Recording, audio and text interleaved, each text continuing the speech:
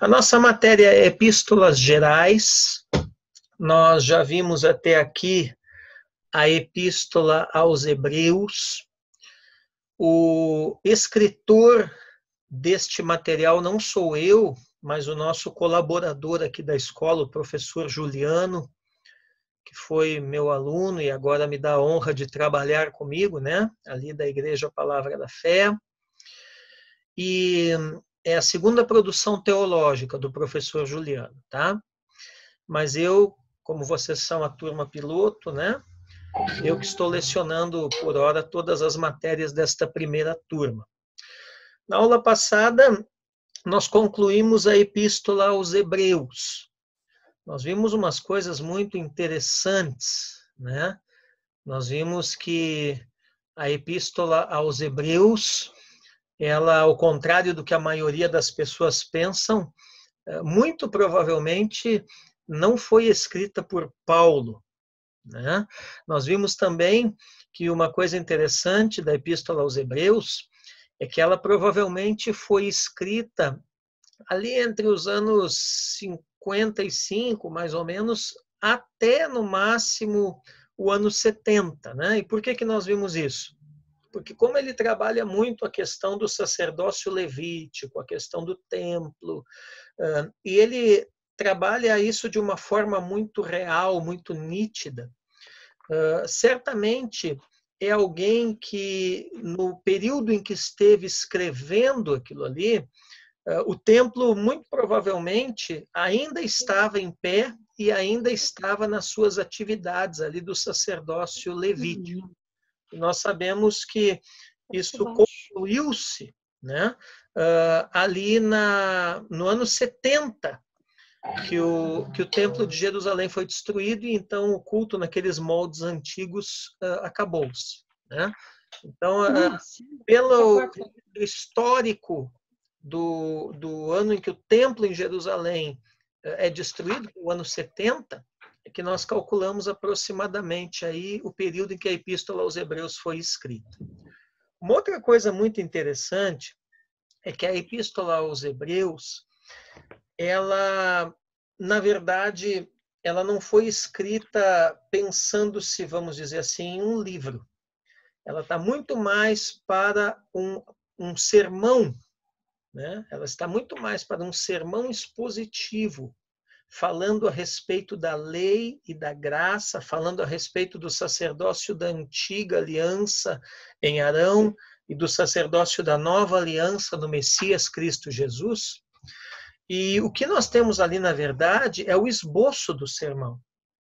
Então, aprove ao Espírito Santo que o sermão que foi pregado, vamos dizer assim, né, estivesse entrando nas páginas da Bíblia Sagrada, no cânon do Novo Testamento. É mais ou menos como pegar, por exemplo, um esboço de sermão meu ou de algum pregador, né, e lançar isso na forma de um livro. Tá? Inclusive, muitos livros são escritos assim, né? E isso não é uma coisa nova. Isso aí é uma coisa que, desde os tempos da Bíblia, o próprio Espírito Santo usou dessa metodologia, especificamente no caso de Hebreus. Tá? Então, não foi projetado originalmente para ser um livro, mas é um sermão que foi pregado, cujo esboço aprove ao Espírito Santo entrar nas páginas das Escrituras. Então, ela tem uma estrutura literária muito diferente dos demais livros da Bíblia. Entendendo que a Bíblia ela não foi escrita originalmente para nós, né? Nunca é demais lembrar vocês a respeito disso. A Bíblia ela foi escrita para as pessoas que viveram naquela época. Nós somos destinatários secundários do texto. Por que é importante a gente compreender isso? Porque se nós não procurarmos compreender primeiramente como que as pessoas daquela época pensavam, agiam, viviam, se nós não procurarmos compreender o pano de fundo histórico, social, cultural que existe por trás de cada um dos livros da Bíblia, certamente nós vamos ter problema e vamos ter uma visão distorcida na hora de trazer esses ensinos na forma de princípios espirituais para nós no dia de hoje. Então, os pregadores que pregam de forma expositiva, como é o meu caso, tá? Você percebe isso muito no sermão expositivo.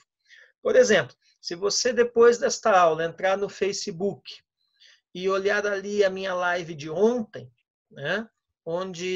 Aliás, de ontem não, de domingo, desculpe, onde eu preguei sobre o tema o relacionamento entre a igreja e o Estado, né? Essa foi a minha live do domingo. Eu preguei um sermão expositivo ali de mais de 10 páginas de esboço, tá? Em aproximadamente 1 hora e pouquinho, né? E se vocês observarem isso, vocês irão perceber que no início da ministração eu trago todo o pano de fundo, né, ali da Epístola aos Hebreus. Tá? Então, o que acontece? Por que é necessário fazer isso? Aliás, a Epístola aos Hebreus, não, perdão, a Epístola aos Romanos, né, que foi o que eu estive pregando nesse domingo, que foi Romanos capítulo 13, verso 1 ao 7. Né? Então, a mesma coisa nós precisamos com relação a qualquer livro da Bíblia. Precisamos sempre trazer esse pano de fundo, esse contexto histórico, este contexto cultural, este contexto teológico da época. Precisamos aprender, né, a descobrir a chave de leitura de cada livro, certo? E é por isso que o curso teológico é fundamental na vida de todos nós, porque são as ferramentas da teologia, o Fábio, que nos proporcionam descobrir essas coisas. Né? Entendeu, irmão de Santos? São as ferramentas da teologia que nos proporcionam descobrir qual é a chave de leitura do livro. Né? Que nos procuram estabelecer, pastor Adoni, que também está me assistindo, né? Qual o contexto cultural. Né? Por exemplo, as epístolas lá de João, né? Que depois nós vamos ver aqui, não tem como você entender o que João escreve ali se você não entender o contexto da heresia gnóstica, contra a qual eles estavam combatendo lá na igreja primitiva no primeiro século. Tá? Hebreus não tem como você compreender, né? Deixa eu... Ok. Hebreus não tem como você compreender sem você entender todo aquele contexto do sacerdócio levítico que ainda estava atuando lá na questão do templo no período em que a epístola foi escrita. Ok? Muito bem, posto isto, vamos entrar então na epístola aqui de Tiago, tá? Mais especificamente na noite de hoje. Amém? Tudo bem até aqui, pessoal? Faz um joinha aí, se estão me ouvindo bem, estão entendendo bem. Tá? Tudo bem aí, Karina? Joinha? Então, beleza. Muito bem. Irmã Joias, bem-vinda. Então, Epístola de Tiago, amados. Tá? 5 capítulos, 108 versículos. Ok? Muito bem. Bom, quando nós falamos de Tiago, nós vamos falar daquela epístola que o reformador Martinho Lutero não gostava.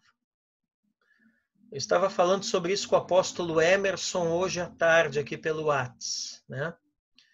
Eu falei para ele, vou dar aula sobre epístolas gerais. Né? Ele disse, qual que você vai trabalhar hoje? Eu vou trabalhar Tiago. Ele disse, epístola de palha. Por que Tiago é conhecida como epístola de palha? Né? Porque o Martinho Lutero, pai da Reforma Protestante, que deu esse apelido para esse livro da Bíblia, porque ele não gostava muito. Ele achava que Tiago era uma carta que falava muito sobre obras, e ele tinha medo, então, que os cristãos retornassem àquele pensamento antigo do catolicismo romano de que a salvação poderia se dar através das obras. Então, Lutero era bem antipático com esta carta aqui, né? Ele era fã número 1 de Romanos.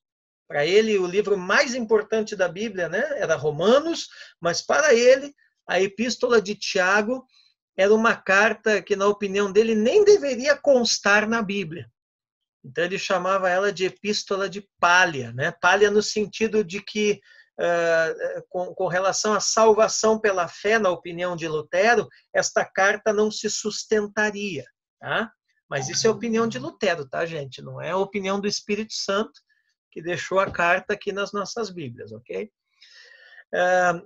Tiago, de todas as cartas, é a que menos cita o nome do Senhor Jesus Cristo, tá? De todas as epístolas gerais, a de Tiago é a que menos cita Jesus. Na verdade, nós temos apenas 2 citações do nome de Jesus que vão aparecer nos 2 primeiros capítulos da carta de Tiago. É Tiago, capítulo 1, verso 1, ali a parte A do versículo, né? Que diz assim: Tiago, servo de Deus e do Senhor Jesus Cristo. Tá? Se você está aí com a sua Bíblia aberta, que é muito importante, né? Você pode sublinhar esses versículos. Tiago, capítulo 1, verso 1, a parte A do versículo é onde aparece na epístola de Tiago o nome de Jesus pela primeira vez. Tiago, servo de Deus e do Senhor Jesus Cristo. E aí nós temos o Tiago, capítulo 2, verso 2, no início ali, né, gente, na parte A do versículo, ele fala ali: meus irmãos, não tenhais a fé. Meus irmãos, não tenhais a fé em nosso Senhor Jesus Cristo? Não, peraí, tem coisa errada aqui. Deixa eu abrir na minha Bíblia aqui. Tiago 2, né? Tiago 2, 2.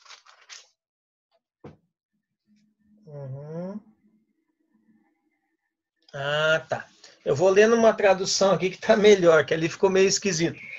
Meus irmãos, vocês não podem ter fé em nosso Senhor Jesus Cristo, o Senhor da glória, e ao mesmo tempo tratar as pessoas com parcialidade. Tá? Que a tradução que o professor Juliano usou aqui é meio esquisita, né? Aí você pega só o início do versículo, fica mais esquisito ainda, né? Meus irmãos, não tenhais a fé em nosso Jesus Cristo. Parece que ele está mandando a gente ser incrédulo, né? Mas não é isso, tá? Vocês leem o versículo por inteiro, vocês vão ver que não é isso que ele está falando aqui. Mas, enfim, o que nos interessa não é a questão aqui do significado desse versículo, mas sim que o nome de Jesus Cristo aparece ali pela segunda vez na epístola de Tiago, ok? Bom, em comparação com as cartas de Paulo, tá? Onde o nome de Jesus vai ser citado 221 vezes. Da epístola de Paulo aos Romanos, tá? Até 2 Tessalonicenses e Filemon, o nome de Jesus é citado 221 vezes nas cartas de Paulo. Em contrapartida, em Paulo aparece, em Tiago, em contrapartida, em Tiago aparece 2 vezes, né? Então, o que isso revela? Isso revela uma particularidade de Tiago. Por quê? Porque esse Tiago que escreveu aqui, depois nós vamos ver mais adiante nesta aula, é o mesmo, né? Esse Tiago aqui é o mesmo Tiago, irmão do Senhor Jesus. Tá?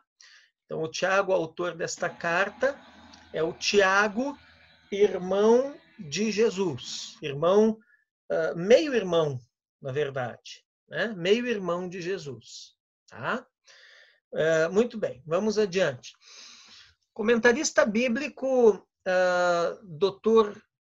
Winkler, escreveu: das expressões de sua carta, ele mostra uma notável semelhança familiar com aquele grande pregador que deu ao mundo o Sermão da Montanha. Tiago também usa o estilo didático, sentenças precisamente proverbiais, e uma variedade de ilustrações e exemplos, como a melhor maneira de interessar e instruir a mente popular. Então, o que esse comentarista está nos chamando a atenção aqui, né? Primeiro, que Tiago trata a pessoa de Jesus na sua epístola com muita familiaridade, com muita intimidade. Por que é importante notar isso? Porque, de fato, isso reforça a tese de que o autor, esse Tiago, escritor dessa epístola, é, de fato, meio-irmão de Jesus. Então, por isso, ele tem muita familiaridade com o Senhor. Tá? Outra coisa, o estilo que o Tiago usa, até mesmo pela convivência dele, né, dentro da família de Jesus, como meio-irmão de Jesus, né, é o mesmo estilo de Jesus, ou seja, um estilo didático, né, um estilo de ensino. Né? E vocês vão perceber aqui que ele trabalha também muito a questão de provérbios, né? Ele tem muitas ilustrações, como, por exemplo, aquela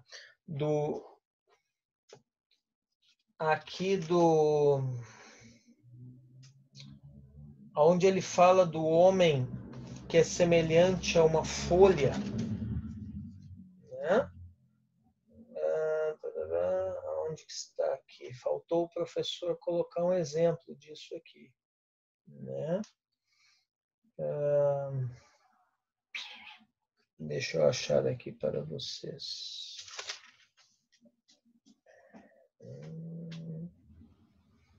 Aqui, né? Tiago 1, verso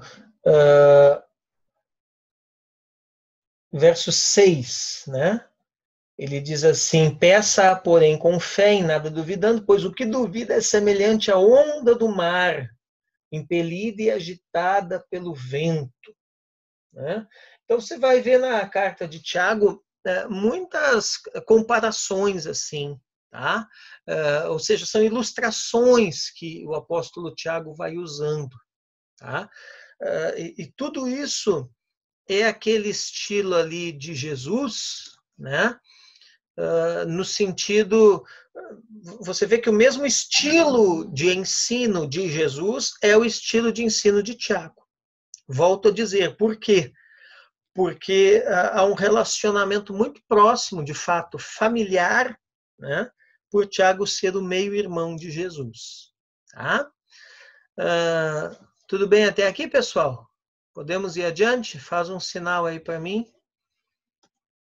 Ok?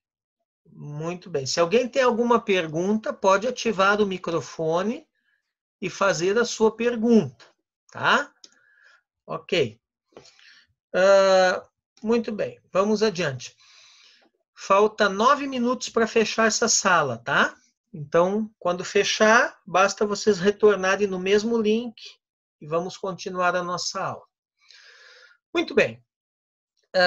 Observemos alguns desses estilos didáticos da Epístola de Tiago, na semelhança com os ensinos de Jesus, nos capítulos 5, 6 e 7 do Sermão da Montanha e em Marcos 6, 13. Então, agora aqui o professor, na apostila, ele vai começar a comparar o estilo de Jesus em alguns trechos do Sermão da Montanha, né? E em Marcos 6,13, tá? Com Tiago. Então, vamos começar ali, Sermão da Montanha, ali em Mateus capítulo 7, verso 7. O texto está na apostila de vocês, né? Então, Jesus diz ali o seguinte: pedi, dar-se-vos-á, buscai e achareis, batei e abrir-se-vos-á. Mateus 7, 7. Se você olhar a epístola de Tiago, em Tiago 1,5, né, tem uma coisa parecida aqui. Ó. Tiago 1,5 diz: se, porém, algum de vós necessita de sabedoria, peça a Deus, que a todos dá liberalmente, e nada lhes impropera, ou seja, nada lhes retém, né? e ser-lhe-á concedida. Você vê que parece que é uma extensão do que Jesus fala no Sermão da Montanha, né? No Sermão da Montanha ele diz, para pedir que será dado. E em Tiago 1,5 ele diz que se alguém pedir, também lhe será dado. No caso, o quê? Sabedoria. Ok? Uma outra, tá? Isso aqui é o estilo didático da carta, tá? Uma outra comparação, ó. Você pegar ali o Sermão da Montanha em Mateus 7,24, tá? Mateus ali 7,24, ele diz assim, ó, todo aquele, pois, que ouve estas palavras e as pratica, será comparado a um homem prudente que edificou a sua casa sobre a rocha. Mateus 7,24, né? Pratica. Agora, se você observar Tiago 2,14, pessoal, você vai ver Tiago dizendo assim, ó, meus irmãos, qual é o proveito se alguém disser que tem fé, mas não tiver obras? Pode, acaso, semelhante fé salvá-lo? A pergunta que ele faz, né? Então, você veja, Jesus está falando de ouvir, né? Ou seja, ter fé e praticar. E depois Tiago vai falar na mesma linha, né? De ter fé, mas também ter prática, também ter obras. Deu para entender? Ok? Então, é nessa linha aqui que a coisa funciona, tá? Vamos ver outra aqui, ó, outra comparação dos estilos de Jesus. Na verdade, o que o professor Juliano está querendo levar vocês a entenderem é o seguinte, é a similaridade dos estilos de Jesus e Tiago. Tudo isso para reforçar o fato, quando nós formos estudar mais adiante lá a autoria da carta, de que o Tiago que escreveu é de fato meio-irmão de Jesus. Eles conviviam tão próximos, tão junto, tão perto, dentro da mesma casa, na verdade, né? Na mesma família, que os estilos de ensino, de fala, enfim, são semelhantes. Tá? Então, o Sermão da Montanha, olha, uma outra comparação. Mateus 7,16, né? Diz assim, ó, pelos seus frutos os conhecereis. Colhem-se porventura uvas dos espinheiros ou figos dos abrolhos? Mateus 7,16. Se você pegar Tiago 3,12, vai estar escrito assim, ó, acaso, meus irmãos, pode a figueira produzir azeitonas ou a videira figos? Tão pouco fonte de água salgada pode dar água doce. Então, olha só aqui, irmãos, que interessante. Ó. Qual é o princípio aqui? Né? Assim como lá no Sermão do Monte, o Senhor Jesus está falando o quê? Né? Que cada planta vai produzir conforme a sua espécie, e se isso não acontecer, alguma coisa está errada, da mesma forma, Tiago está mostrando isso também, que cada planta tem que produzir conforme a sua espécie. Nós sabemos que tanto Jesus quanto Tiago estão usando aqui, né, essa metáfora, essa simbologia das plantas para referir-se a pessoas. Né? No fundo, tanto Jesus quanto Tiago estão mostrando o seguinte, que assim como uma planta só pode produzir conforme a sua espécie, senão algo está errado com ela, da mesma forma as pessoas só podem produzir conforme a espécie do seu coração. Né? Por quê? Porque não tem como disfarçar isso. Né? Quando alguém tenta disfarçar e o seu coração é uma coisa e a sua produção é outra, alguma coisa errada está acontecendo.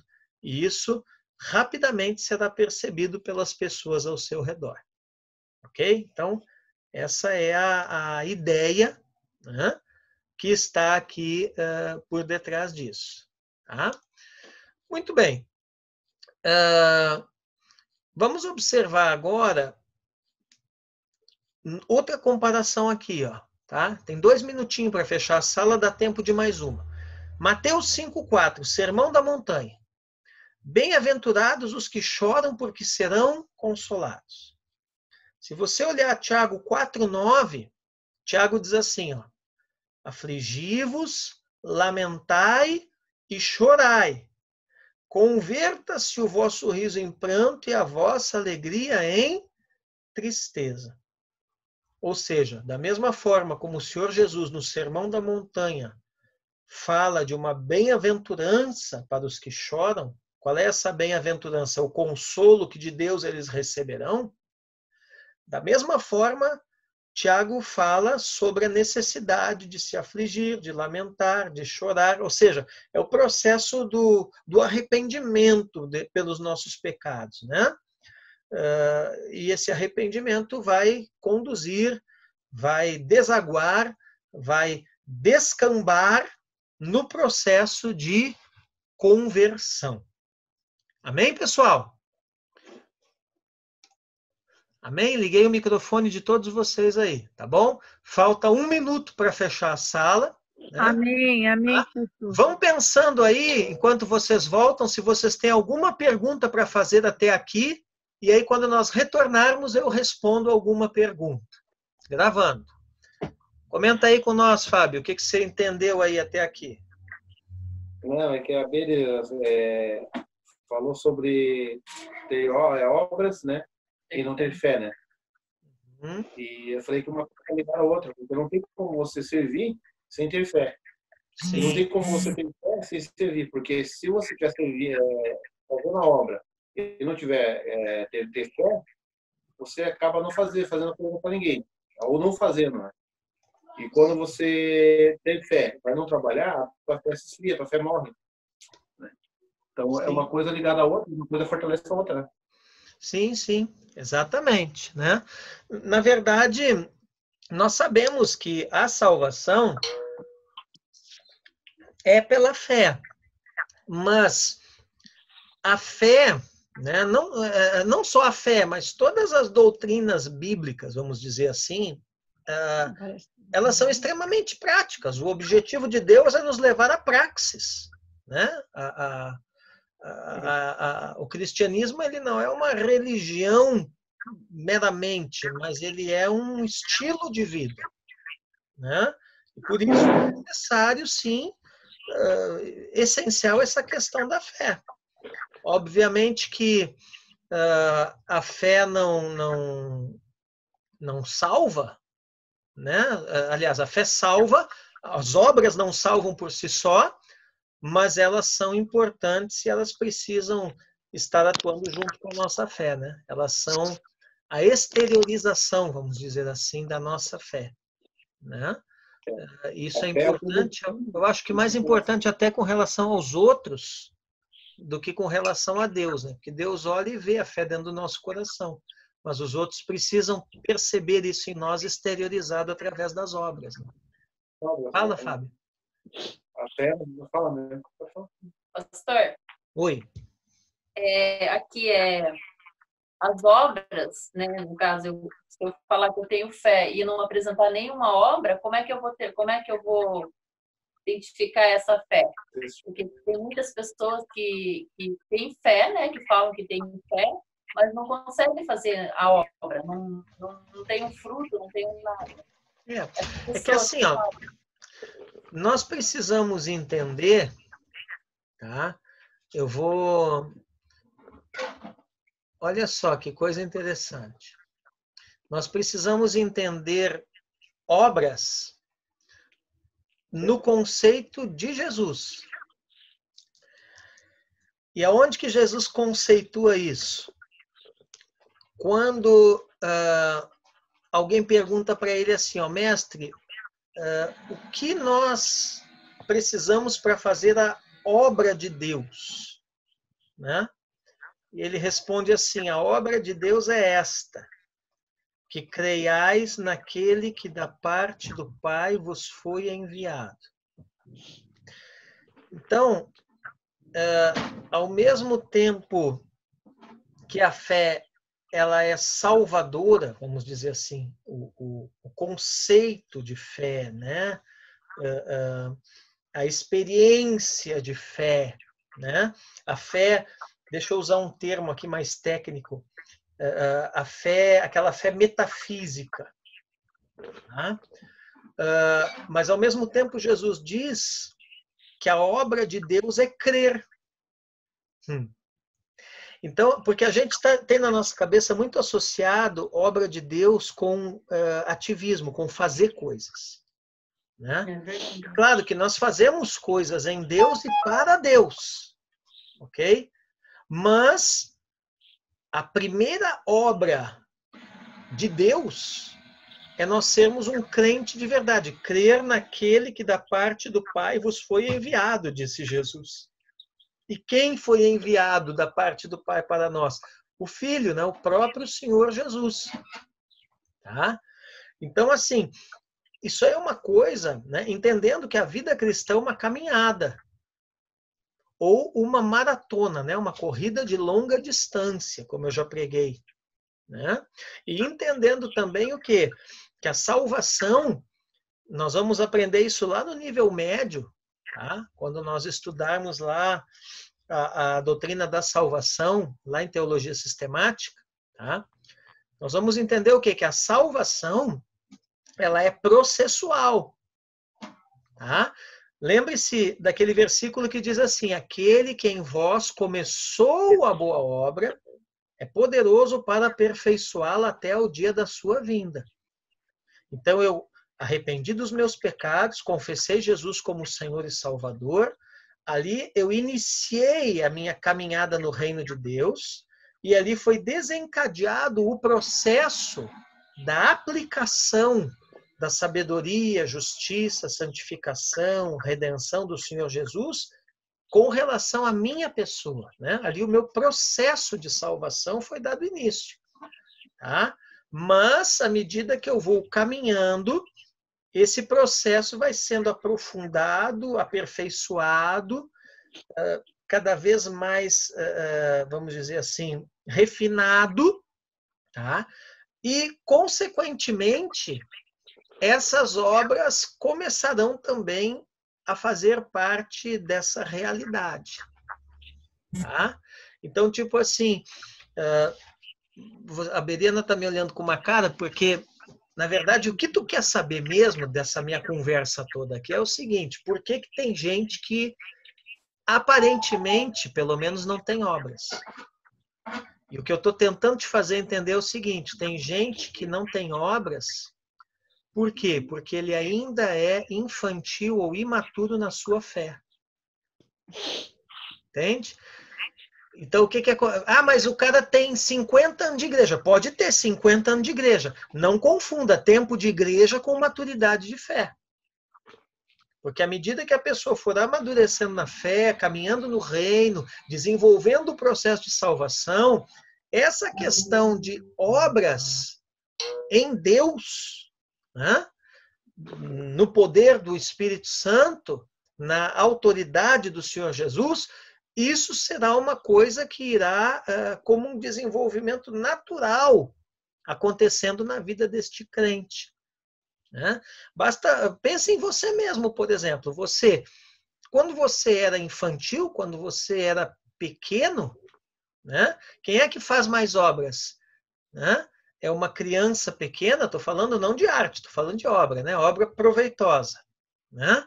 Então, quando era uma berianinha lá, né? Ela não, vamos dizer assim, as suas obras não tinham assim tanta relevância, vamos dizer assim, no sentido de alcançar outras pessoas. Né? Agora que você já é adulta, é uma berianona, né? as tuas obras impactam outras pessoas, ou seja, impacta o teu marido, impacta os teus filhos, impactam os irmãos lá na igreja onde vocês exercem o ministério de vocês, entendeu? Impactam os vizinhos. Mas por quê? Porque vocês já são adultos. A mesma coisa com relação à fé. Então, alguém que ainda é infantil na sua fé, ele pode não ter muitas obras, ou as obras que ele tem não são obras de um impacto, de uma relevância, vamos dizer assim, né? Devido à sua própria imaturidade espiritual. Mas à medida que ele vai amadurecendo, ele vai tendo obras cada vez mais relevantes, impactantes, né? E que vão influenciando no sentido de mudar, no sentido de transformar as pessoas à sua volta. Deu para entender, irmão de Santi? Positivo, pastor. Entendeu? Então é nesse sentido. Aí vocês veem como as coisas, né, gente? Hein, Mara? Está entendendo aí, Mara? Aí vocês veem como as coisas... Que não está ouvindo de novo? Ei, Mara, céu. Ela não... Deixa eu ver aqui. Cadê Mara? Mara. Ela não liga o áudio. Ela não liga o áudio. Ela não consegue. Liga o áudio. Liga o áudio. Né? Alguém, viu, gente? Alguém fala para ela aí no grupo aí para ela ligar o áudio dela. Ela entra e não liga o áudio, ela fica só me vendo e não me escuta. Né? Aqui aparece para mim que ela está sem o áudio. Tem a Madurinha Romana? Mara. É? Da Mara? Isso, a Mara. É. Ela está no grupo ali. Avisa ela que ela ligue o áudio, senão não tem como ela me escutar. Né? Ei, professor. Oi. Aqui em Hebreus 5:13 fala: porque qualquer ainda se alimenta de leite, não está experimentado a palavra da justiça. Uhum. Porque é menino. Então, aquele que é, vamos supor assim, que está caminhando, né? Que é novinho ainda, né? Que não conhece bem a palavra. Esse não tem verdadeiro conhecimento, né? É como se estivesse bebendo leitinho ainda. Sim. Mas aquele que já está bem avançado, né? E aqui diz, né? Comendo comida sólida, e já tem mais conhecimento. Sim, exatamente. É nisso aí. Né? E esse avançado comendo comida sólida é o cara que está amadurecendo espiritualmente. Ele vai ter mais obras. Ah, entendi. Entendeu? Você percebe, irmão de Santi? Entendeu, Fábio? Pastora? Quer dizer, está tudo relacionado, irmãos. Né? Então você percebe aqui, ó, que a fé, né, ela está conectada com as obras, no sentido de que Jesus fala que a obra maior é exatamente ter fé. Ok? E você vê que a fé e as obras, elas estão conectadas também com a maturidade espiritual de cada um. Isso aí tem a ver até com a doutrina da santidade, né? Porque quanto mais eu santifico, mais eu amadureço. Né? Então é aquilo que eu sempre falo para vocês. Nós temos que pensar nas doutrinas bíblicas como um universo de coisas. Nós estudamos elas de forma fragmentada, mas nós temos que conseguir perceber essa conexão, né? Essa integração que as várias doutrinas da Bíblia possuem. Ok? Entendeu aí, irmão de Santi? Pastora? Ficou claro? As coisas caminham juntas. Oi? Essas coisas caminham juntas. Essas coisas caminham juntas. Caminham juntas, exatamente. Né? Deu aí para entender, Karina? Só um pouquinho. Oi? Então, seria certo, então, entender assim que também os frutos do Espírito na nossa vida? Amor, a paz, isso também, a bondade, isso também seriam obras, digamos assim, Não só obras propriamente assim, eu vou lá, eu vou doar um alimento, não só essas obras práticas. É uma obra do Espírito Santo em nós também, as obras que o Espírito Santo faz em nós. Certo. Agora foi. Pelo próximo. E os frutos do Espírito, né? Certo. Por isso, eu acredito um pouco assim, por causa que a fé sem obras, né? Você pode ter fé em Deus e não ter os frutos do Espírito, né? Sim. Isso que tu colocou é muito bem colocado, porque tu está chamando a atenção da gente para um ponto até que eu não tinha me apercebido. Porque obras, normalmente nós pensamos só em obras externas, né? Fazer isso, fazer aquilo e aquilo outro.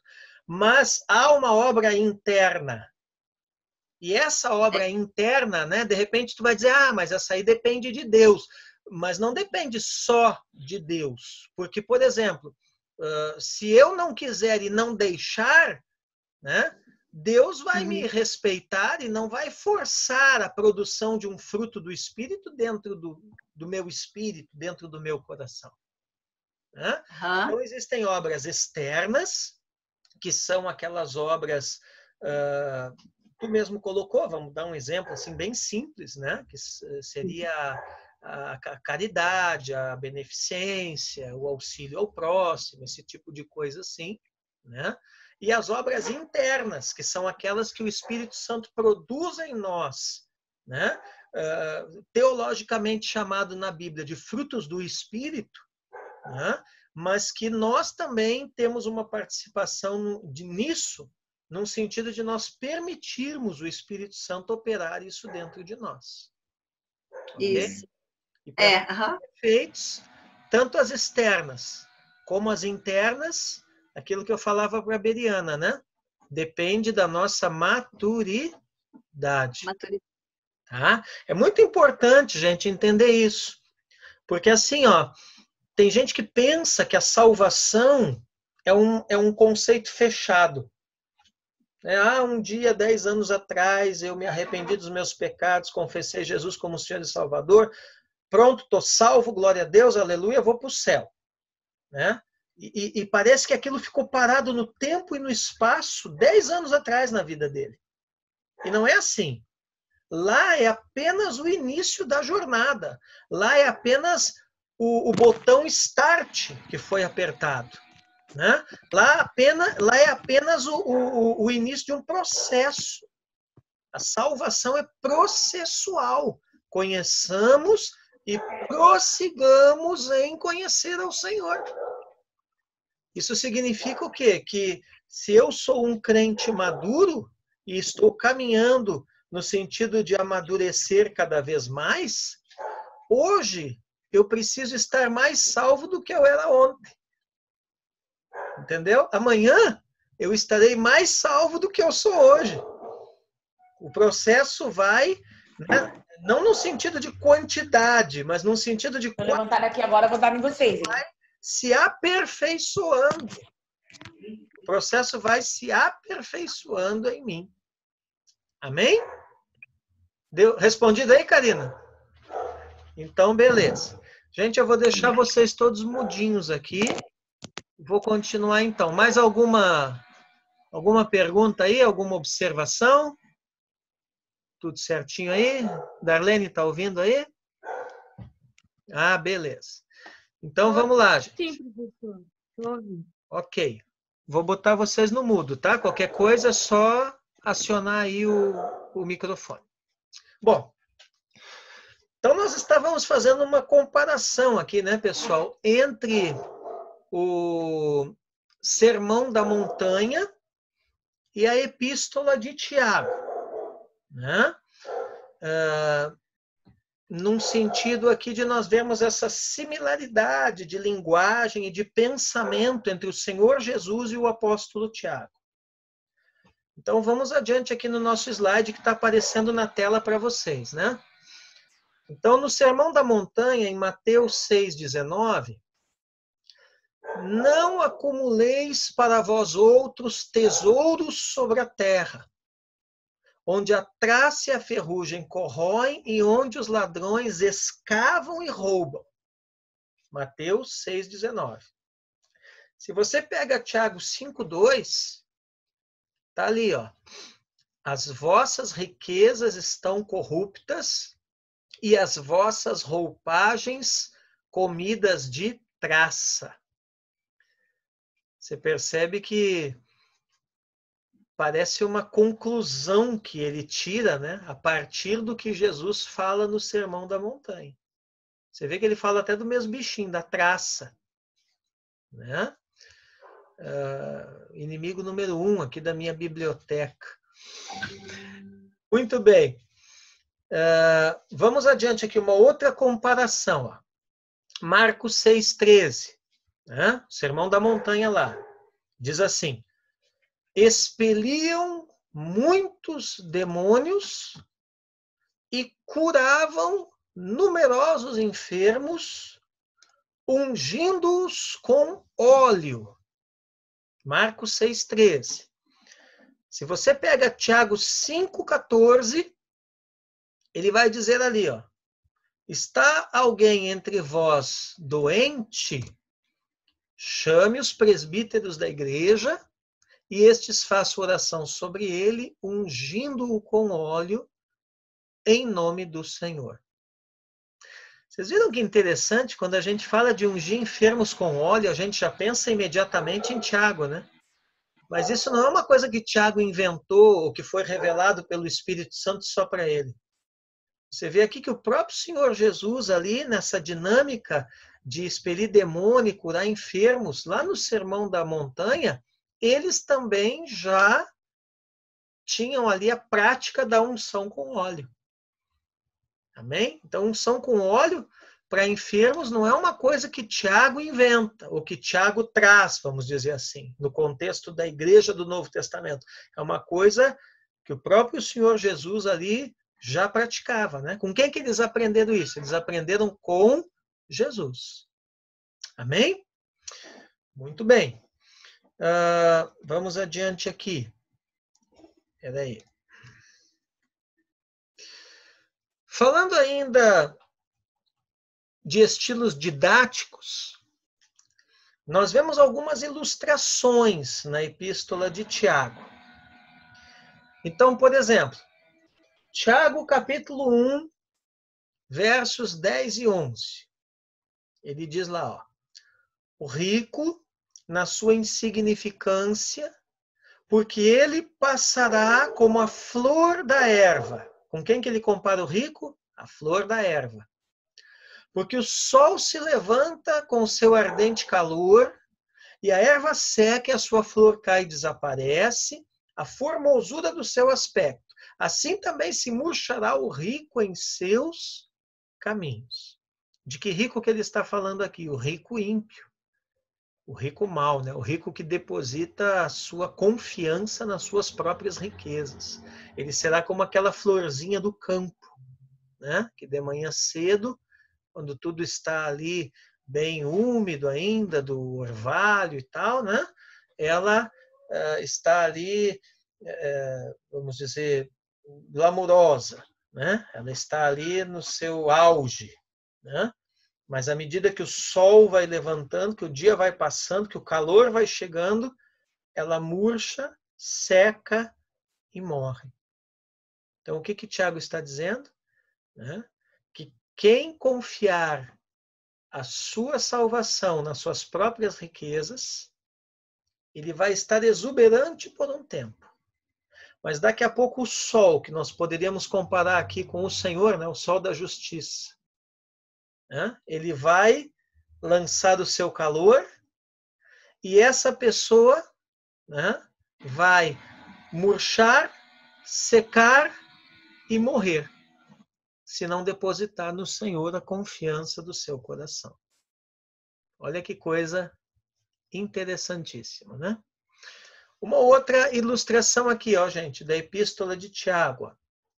Tiago, capítulo 3, o verso 5 ali, B, ó, o finzinho do 5 e o iniciozinho do 6. Né?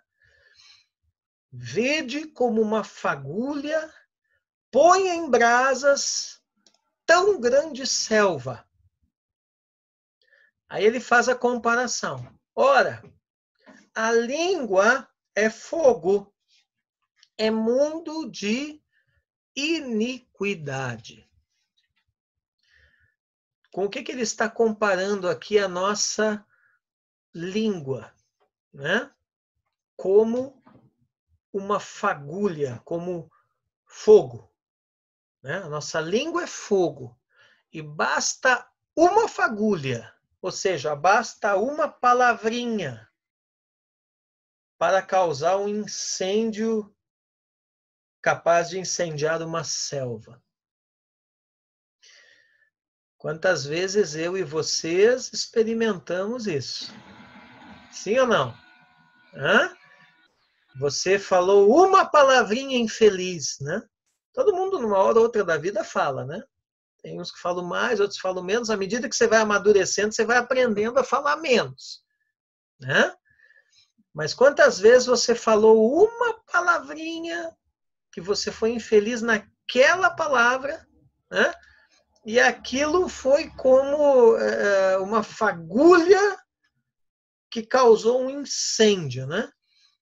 De repente, uma pessoa entendeu errado o que você falou e já passou para outra, que já falou para outra, e o negócio já virou um forfé, como diz o outro, né? Certamente todos vocês aqui já passaram essa situação. Na igreja, então, eu acho que isso aí só acontece na Betel. Na Palavra da Fé, na minha igreja, não acontece isso daí. Não sei.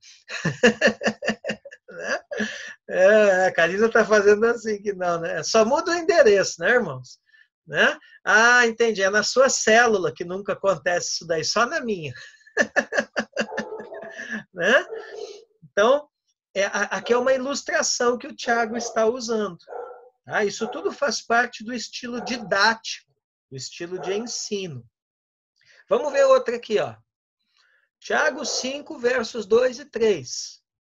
Ele vai dizer assim, ó: as vossas riquezas estão corruptas e as vossas roupagens comidas de traças.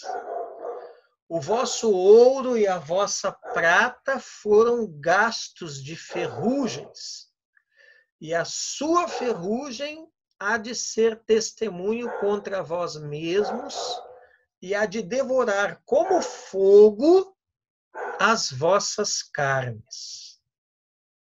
Aqui o negócio já é mais complexo, né, pessoal?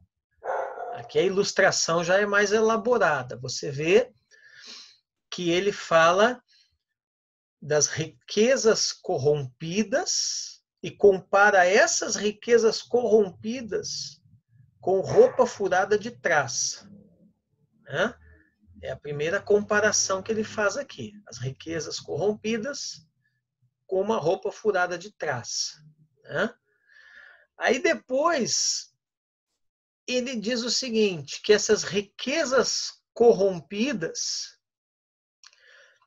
elas vão depor contra a pessoa, né? No caso, a pessoa que confia só nas suas riquezas, né? E elas vão devorar essa pessoa como um fogo queima uma carne. Qual é o princípio por trás deste versículo aqui? Né? É que a pessoa que confia nas suas próprias riquezas, primeiro as riquezas se corrompem. E depois as riquezas corrompidas vão corromper aquela pessoa. Então é uma corrupção em dois estágios aqui. Né? Se eu sou um cara que confio só nas minhas próprias riquezas, só na força do meu próprio braço, né? Qual é a tendência disso aí? É isso aí acabar se corrompendo, né? E se eu não perceber isso, por fim, isso aí vai me corromper. Vejam como as riquezas, quando elas são colocadas na perspectiva errada, né? Tá? Deus não é contra a riqueza, viu, pessoal? Quero mais que todos vocês fiquem ricos aí, em nome de Jesus, né? E venham tudo ofertar ali na minha igreja, tá? Amém. Glória a Deus. Então Deus não é contra as riquezas, né? Deus não é contra o rico. O mesmo Deus que criou o pobre, criou também o rico. Tá? O que Deus nos alerta aqui é o mau uso das riquezas. O que Deus nos alerta aqui é colocar a nossa confiança, a nossa força, a nossa esperança, a nossa fé nas riquezas. Né? Aí nós vamos ter um problema sério. Primeiro, essas riquezas se corromperão e depois elas vão nos corromper. Quantos de vocês conhecem aí alguém que foi corrompido dessa forma? Né? Eu me lembro uma pessoa que congregou na nossa igreja, né? A pastora está assistindo, ela vai lembrar de quem que eu estou falando. Né? Esse rapaz hoje, pelo que eu saiba, graças a Deus, ele está numa outra igreja, até aí dos Guardiões, sabe? Mas é um moço que congregou muito tempo na nossa igreja, e andou depois muito tempo desviado, e depois saiu da igreja, largou da mulher, a vida virou dos avessos. Né? E esse moço, quando ele veio para a igreja, ele trabalhava com esse negócio de formulação de adubo e tal, né? Esse negócio de como é que se diz? Ele tinha um comércio que trabalhava com aquelas coisas lá do porto lá de Santos, que é aqueles restos, né? Que o pessoal, não sei se comprava, vendia, o que acontecia lá, que fazia adubo com aquilo ali. Né? E ele tinha um barracão, ele chegou a ter barracão, ter caminhões, e eu acho que no auge dele ele devia ter lá uns 20 empregados, tudo com carteira assinada e tal. Né? E era um cara que vivia com o bolso cheio de dinheiro. Eu me lembro que ele andava com uma pochete, assim, ele tirava maço grosso assim de dinheiro, cheque, não sei o quê, não sei o quê, não sei o quê. Né? Porém, dízimo que é bom e oferta também never. Né? A gente orava para Deus abençoar ele, para ele prosperar, amém. Né? Mas na hora de dizimar e ofertar, né? Eu acho que ele esquecia de Deus. Mas não é disso que eu quero falar. O que aconteceu? Eu fui percebendo, né? Quando ele não tinha nada, o cara estava nos cultos, o cara estava nos grupos, o cara estava nas orações, né? E aí ele foi crescendo, crescendo e crescendo, e a empresa lá, a microempresa dele foi crescendo, e começou dinheiro, né? E eu percebi que proporcional a isso foi a queda espiritual dele. E com a queda espiritual dele veio a queda familiar, no casamento, né? Nos filhos. Tá? Então, o que aconteceu? Né? Depois nós fomos descobrir, até depois que ele saiu da igreja, que tinha até umas coisas também que ele nem deveria estar fazendo, que ele tinha feito. Né? Então, o que acontece? Ele se tornou tão confiante naquilo ali, né? Eu me lembro que nos últimos tempos dele, eu dizia, cuidado, fulano, isso daí vai te dar problema. Não, tem um advogado bom e tal, doutor fulano, não sei o quê, e o cara vai lá e me livra. Né? Enfim, ele se incomodou muito. Eu não vou ficar dando detalhes aqui da história, mas o que acontece? É o cara que as riquezas dele se corromperam, depois as riquezas corromperam ele, né? Ele abandonou a mulher, os filhos viraram tudo do avesso, a empresa se acabou, né? Depois ele passou a empresa para o nome da mãe dele, aí deu problema também, o nome da mãe também foi para o saco, né? Enfim, aí andou desviado, né? Pelo que eu sei agora, ele está numa das igrejas aí, até de um colega aí dos Guardiões, tentando recuperar a vida, tentando se levantar de novo. Mas é um cara, assim, cujas riquezas, infelizmente, né, acabaram corrompendo ele. Tá bom? Muito bem. Vamos adiante aqui. Alguém tem alguma pergunta? Ou quer falar alguma coisa? Pode ligar seu microfone e falar. Tudo tranquilo aí, pastora? Tudo jóia? Darlene? Ok. Fábio, Beriana? Tudo. Muito bem. Pastor, Oi, sim, pois não? tá muito Oi? Não, eu tô falando que tá muito bom, assim, a transmissão aqui, não sei se dá para a sua transmissão tá muito boa aqui, para mim, assim, eu tô gostando da aula, dá para pegar bem o que o senhor tá falando, assim, tá bem claro. Ai, que bom. Glória a Deus, então. Fico feliz. Tá bom? Que vocês aproveitem bastante aí. Fiquei até com... Oi? Professor, fiquei até com vontade de voltar a estudar. Se desse para estudar assim online, para mim, eu tenho interesse de dá para a gente ver se teria como. Sim. Porque eu estou gostando, assim, para mim está sendo bem produtiva. Entendi. Vamos pensar, né? Quem sabe aí para esses alunos, como é o teu caso, que tiveram dificuldade de continuar no presencial, né? Quem sabe a gente não tem, né, depois alguma coisa nesse sentido aí, tá bom? Né? Esses tipo a Karina também, assim, que não vai para o presencial, né, Karina? Eu gostei assim também, pastor. Então tá bom. Mas nós vamos pensar nisso aí mais adiante, né? Para esse pessoal que tem essa dificuldade, né? Mas os outros aí é tudo no presencial, viu, Beliana, Fábio, de Sante aí, viu? É nóis, velho. Mara, né?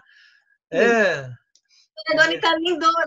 E Mara, nós não podemos deixar de tomar o cafezinho, né? A vantagem do presencial é que tem o cafezinho, tem o bolinho, tem o pãozinho, tem o Doritos, né? Mas verdade. Mas eu fico feliz, Darlene, porque a ideia é essa, é a gente fazer aí um resgate aí desses alunos como você, o Elias, que tem, de repente, um pouco mais de dificuldade para o presencial, a gente fazer um resgate aí disso aí e vocês poderem continuar depois matérias que vocês perderam, né? Então, depois a gente pode até criar um grupo com os irmãos, um grupo no WhatsApp separado para nós conversar melhor e alinhar alguma coisa aí. Tá bom? Tá bom. Então, vamos lá. Tá bom. Tudo bem até aqui, gente? Eu tenho ainda 3 minutos, e 3 minutos dá mais um slide. Ai, meu Deus! Mara, mulher, é simples. Você entra e liga o microfonezinho. Mas eu fico apertando ali e não dá nada. Mas você não aperta em cima do microfone. Quando você põe o dedo no microfone, não aparece um balãozinho em cima? Não, mas meu problema não é no microfone, meu problema é no ouvir. Que daí ele eu não consigo ouvir o senhor no começo da aula. Por quê? Porque se tu não ativar o teu áudio, tu não vai falar e nem ouvir, mulher. Tu tem que ativar o áudio. Tem que apertar em cima do fonezinho. Isso, tu aperta um fonezinho que aparece. Isso mesmo, eu aperto e a bombada não quer passar. Tá, mas tu aperta no fonezinho, não aparece um balãozinho em cima dele a hora que tu aperta? Não, uma legenda? Não, tu aparece... aparecer a legenda, tu aperta na legenda. Isso, exatamente. Entendeu? Tu aperta na legenda. Tá, vamos lá. Tem que apertar para dar resultado, senão ele trava o sistema.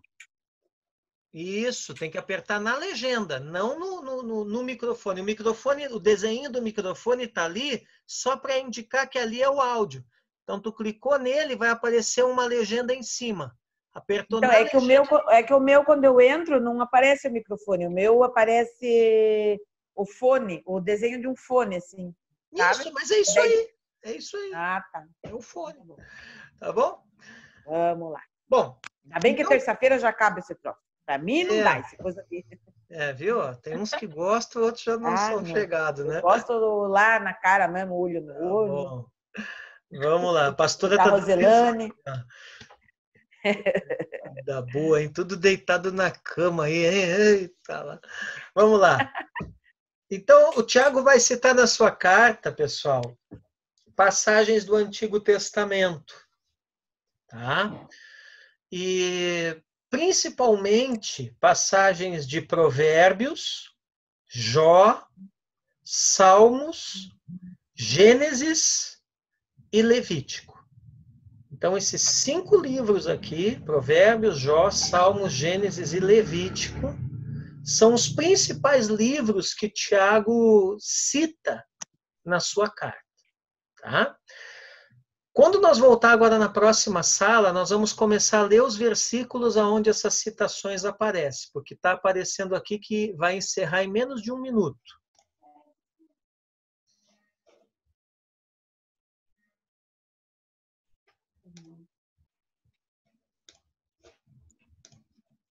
Animais sufocados, no caso, professor, é animal... É o bicho que não verteu o sangue, né? Você pega lá uma galinha, só torce o pescoço do bicho lá e depena e tal, e prepara com o sangue. Tá, mas isso era moda, a lei era moda por higiene, né? No caso, na época. Né? Sim, a lei proibia isso, né? Por quê? Porque por uma questão sanitária, né? Todas as doenças do bicho vai estar onde? Vai estar no sangue. Entendeu? Só que isso é uma coisa da lei dos judeus, mas que foi preservado para a igreja no Novo Testamento. A igreja não deve comer a carne com o sangue. No caso, nós também? Caso nós também, com certeza. Nós somos igreja. Sem chouriço? Sem chouriço, meu irmão. Sem chouriço, morcela, frango ao molho pardo, essa coisa lá daí. Ó, tudo que é feito a partir de sangue não deve ser consumido. Entendeu? Por quê? Não é por uma questão até de pecado, vamos dizer assim, espiritual. É por uma questão dietética. Entendeu?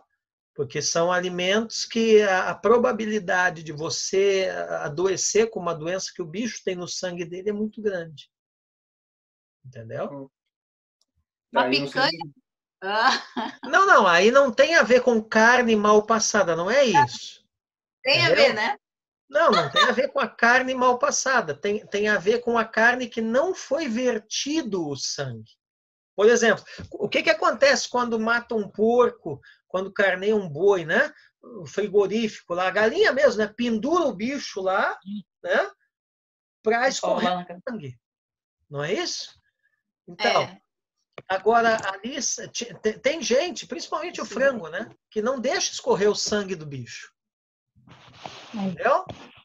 E aí esse tipo de comida é perigoso. Por quê? Porque a enfermidade que há no sangue vai ficar ali, vai contaminar a carne. Por questão de saúde. Por uma questão de saúde, né? Não que aquilo é pecado.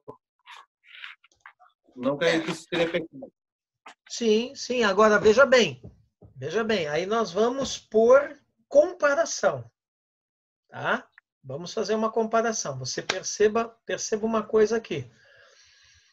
Você vê que ele coloca, junto com outras coisas, que de fato nós sabemos que são pecados e afetam, vamos dizer assim, mais diretamente o nosso espírito, né?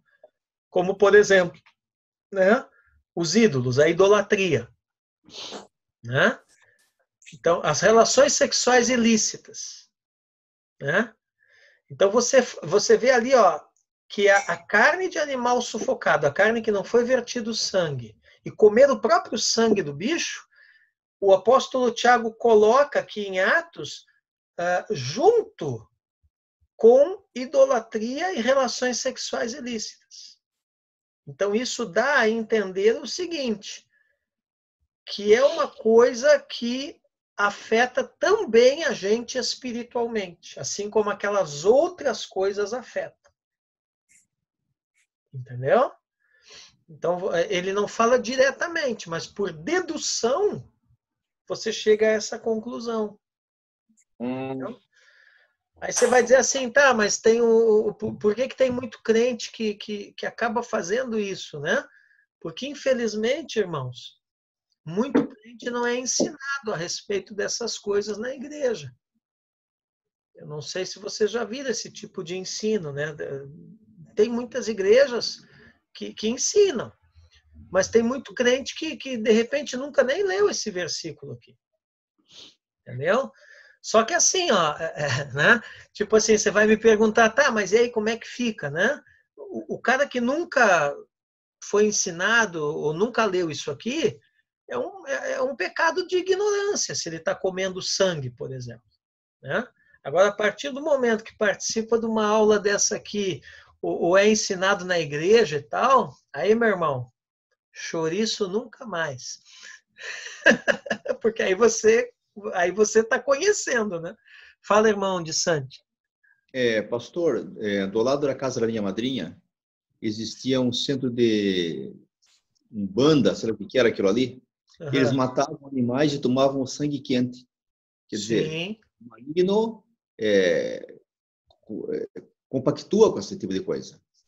Sim, exatamente. Exatamente. É interesse dele que os achegados dele, os súditos dele, tomem o sangue quente. Sim, exatamente. Tá, algo...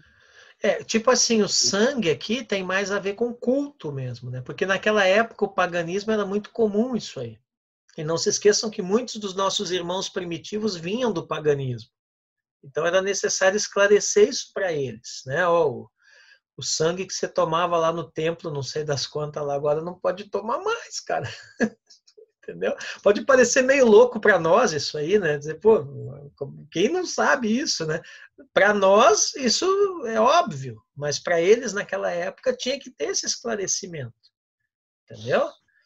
Mas a questão dietética também faz parte, porque ele fala do animal sufocado ali, entendeu? Então são coisas da antiga aliança que ficaram, que os apóstolos acharam por bem que a igreja continuasse observando. Entendido aí, pessoal? Glória a Deus. Então, os comedores de chouriço ficaram tristes agora comigo. Fazer o quê? É a Bíblia, meu irmão. Não posso fazer nada. Chegar no céu lá, você briga com o Tiago, tá? Diz, pô, por que você foi falar isso, cara? Né? Muito bem. Vamos mais um pouquinho aqui, uns 10 minutinhos, nós vamos concluir a nossa aula. Peraí. Aqui.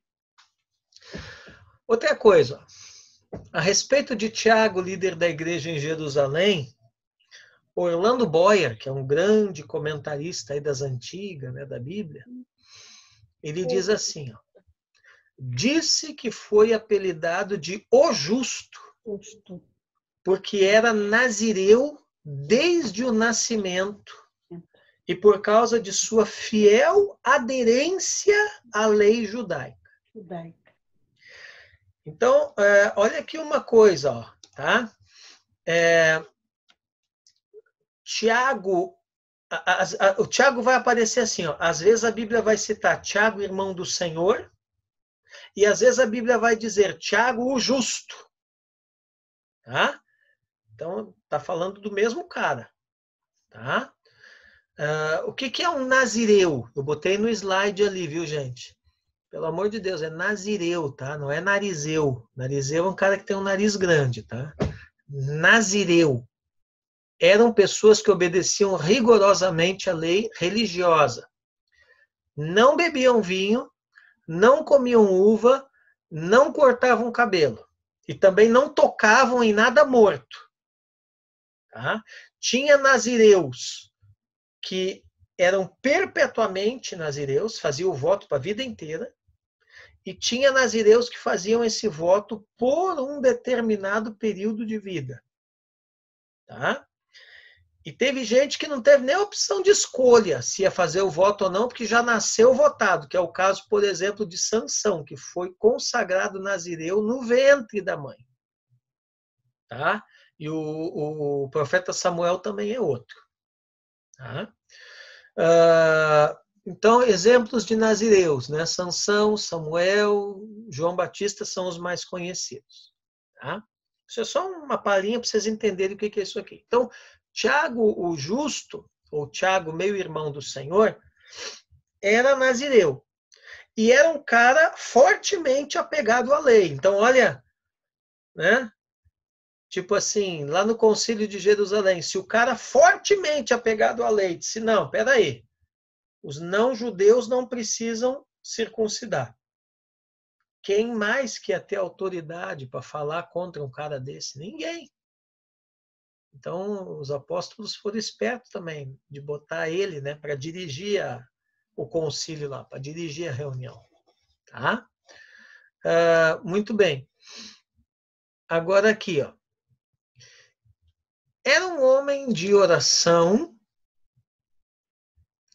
e, segundo comentam alguns, orava até os joelhos ficarem duros ou inchados, como os de um camelo.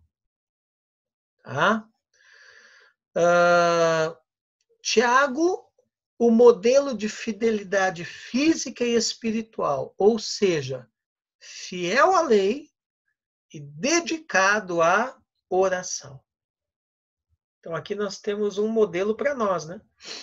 Nós precisamos, sim, ser apegados à palavra e devemos, sim, ser dedicados à oração. Amém? Ok.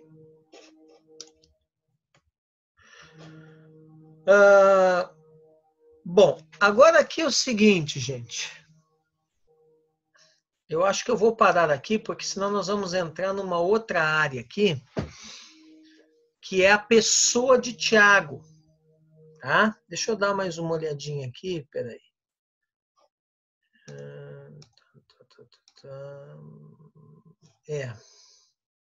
Aqui é mais complicado. Então, eu vou parar aqui, ó. Na próxima aula, tá? Eu vou falar sobre a pessoa de Tiago. Porque tem mais 3 Tiagos no Novo Testamento. Então, a próxima aula, que daí vai ser presencial, ao que tudo indica, né? Vai ser presencial ali na restauração. Aí eu vou falar dos Tiagos, tá? Porque tem gente que faz uma confusão danada com isso aqui no Novo Testamento. No Novo Testamento nós temos 4 Tiagos. Tem o Tiago, filho de Zebedeu, Karina. Tem o Tiago, filho de Alfeu. Tem o Tiago Justo, também conhecido como Tiago, irmão do Senhor, que é o autor da carta aqui, tá? E tem o Tiago, irmão de Judas, irmão de Santi. Olha que rolo. Lembra que Tiago era um nome muito conhecido, né? Muito popular, assim como Judas. Então, nós vamos ver na próxima aula quais as diferenças entre os 4 Tiagos. Olha que legal estudar teologia, hein? Aí quando alguém vier falar de Tiago para você, você joga o cabelo para o lado e diz, mas de que Tiago você está falando? É o filho de Zebedeu? É o filho de Alfeu? É o Tiago Justo? Ou é o Tiago, irmão de Judas? Né? Hein, Berena? Aí o cara te pergunta, meu Deus, mas como você sabe essas coisas? Aí você já fala, Gaditas Escola Teológica. Sinto muito. Né? Tá bom, pessoal? Então, nós vamos encerrar por aqui. Alguém marque aí para mim, por gentileza, o slide de número 67. Slide 67. Que página que parou aí? Alguém me... 20. Oi? 20. Então, slide 67, gente. Página 20 da nossa apostila. Tá bom? E, ó, vão se preparando para a próxima matéria, que será Panorama do Apocalipse. Será uma matéria apocalíptica na vida de vocês. Entendeu? Eu já escrevi, né? Andy Santi, vamos falar bastante para atiçar as bichas da Karina aqui. Né? Eu já escrevi umas 40 e poucas páginas dessa matéria. Tá?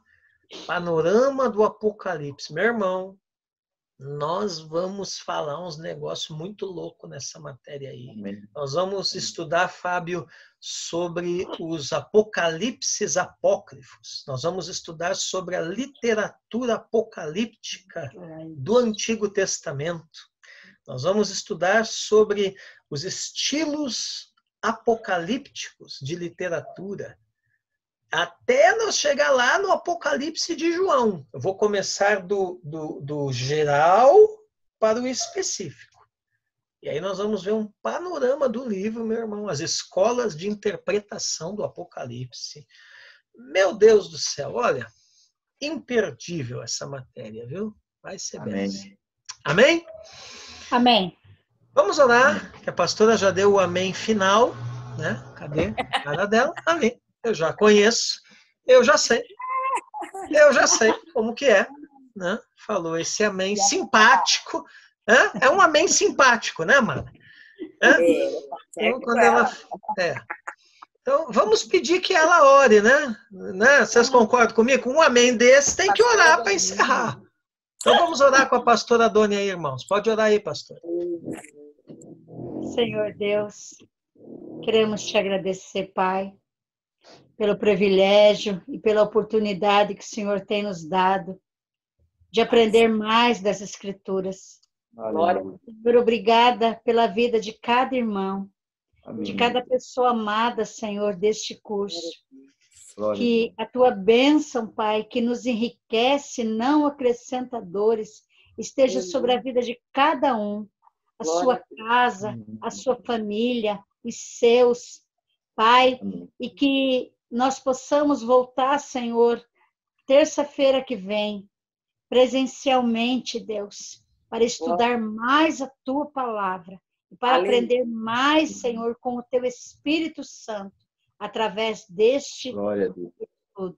Então, Senhor, agora fica conosco, nos abençoa, nos guarde e nos livre de todo mal. Em nome de Jesus. Amém.